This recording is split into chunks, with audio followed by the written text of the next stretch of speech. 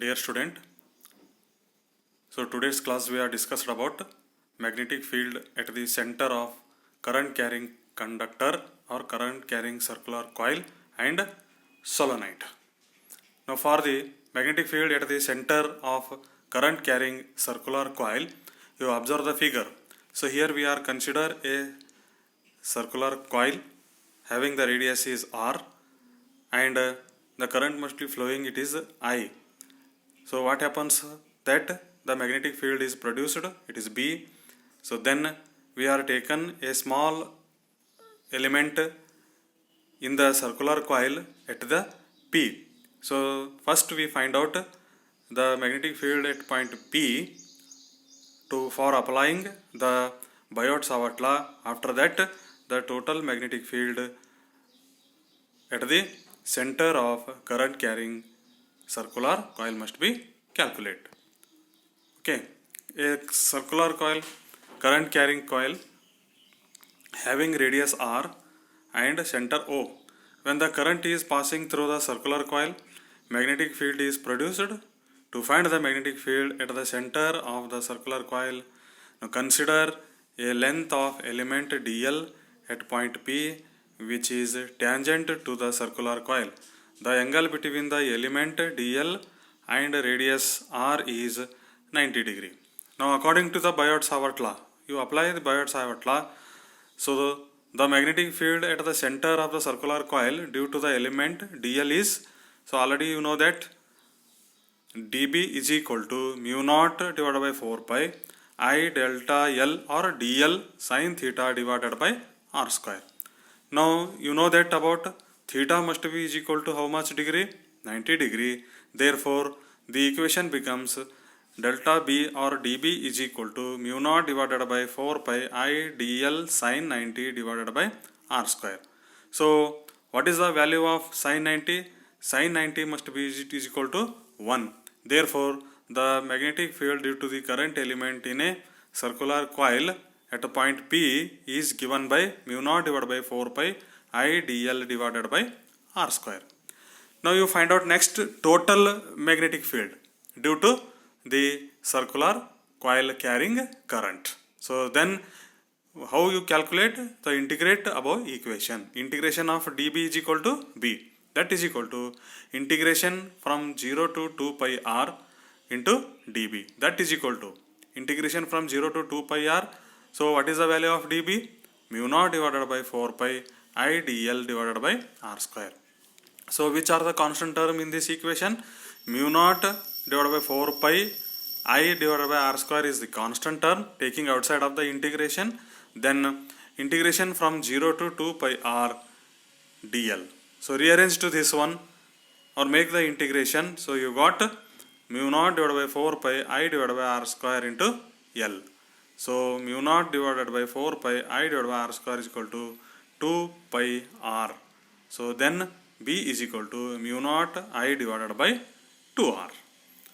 So if there are n number of circular coil, then their magnetic field is given by B is equal to mu naught divided by 2 Ni divided by R. So this is the expression for the magnetic field at the center of circular coil carrying current.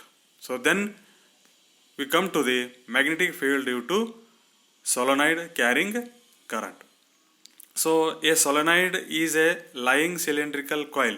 ನೀವು ಮನೆಯಲ್ಲಿ water heater ಮಾಡ್ತಿರಲ್ಲ, ಒಲಿ ಅಂತ ಇರುತ್ತಲ್ಲ, ಅದರಾಗ ಒಂದು coil ಇರ್ತದೆ ನೋಡ್ರಿ, ಅದಕ್ಕೆ ನಾವು ಸೊಲನಾಯ್ಡ್ ಅಂತ ನಾವು ಕನ್ಸಿಡರ್ ಮಾಡ್ತೀವಿ. Having number of circular turns, consider a solenoid having radius capital R consist of n number of turns per unit length.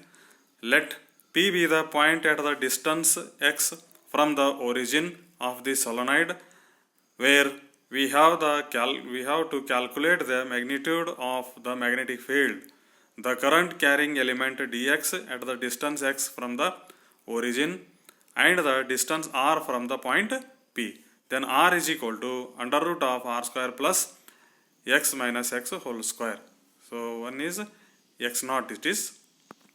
So then the magnetic field due to current carrying circular coil at any axis is dB is equal to mu naught divided by 2 I r square by r cube into n, where n is equal to n dx. Then dB is equal to mu naught divided by 2 n I r square dx divided by r cube, called equation number 1. So you know that from sin phi is equal to r divided by r. So r is equal to r cosec phi, it is called equation number 1, and tan phi is equal to r by x naught minus x. So x naught minus x is equal to r cot phi. So therefore rearrange to this one, dx upon d phi is equal to r cosec square phi. Dx is equal to r cosec square phi into d phi, called equation number b. Now from the equation a and b, so we got delta b or dB is equal to mu naught divided by 2 n I r square r cosec square phi d phi divided by r cube cosec cube phi. Rearrange to this one, which terms are cancel, you cancel here. Then you got dB is equal to mu naught divided by 2 n I sin phi d phi. Now the total magnetic field can be obtained by integrating from phi 1 to phi 2. We get constant term taking outside of the integration from the above equation.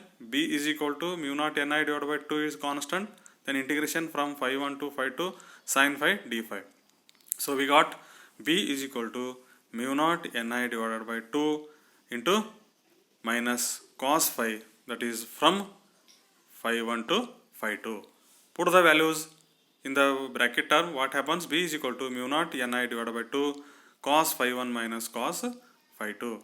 Hence, this expression gives the magnetic field at point P of the solenoid of finite length. So, if phi is equal to 0, phi 2 is equal to pi for infinite long solenoid. So, the above equation becomes the magnetic field P is equal to mu naught ni divided by 2 cos 0 minus cos pi. Pi means 90 degree. Sorry, 180 degree. B is equal to mu naught ni divided by 2. So cos 0 is equal to 1. Then minus of cos 180 degree is equal to minus 1. So it have 1 plus 1. So then B is equal to finally mu naught ni divided by, B is equal to mu naught ni. It is in Tesla. Thank you.